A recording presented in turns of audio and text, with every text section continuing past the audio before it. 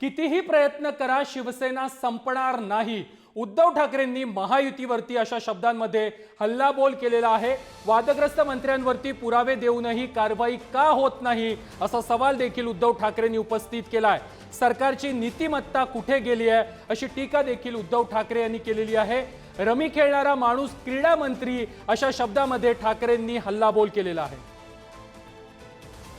आता आपण नुसते आरोप नाही केले तर पुरावे दिले। पुरावे दिल्यानंतर आपल्याला असं वाटलं होतं, कारण देवेंद्र फडणवीसांनी एक ती समिती स्थापन केली, नीतिमूल्य समिती देरकर साहेब। आता ती नीतिमूल्य गेली कुठे? म्हणजे राजीनामे घ्यायच्या ऐवजी त्यांना समज दिली आणि समज देऊन कोणी किती काही गुन्हा केला, म्हणजे मग ते आता धुळ्याच्या रेस्ट हाऊसमध्ये पकडले गेलेले रोकड त्याची चौकशी थंडवली, बॅगा घेऊन बसलेले सगळे त्यांची चौकशी काही नाही।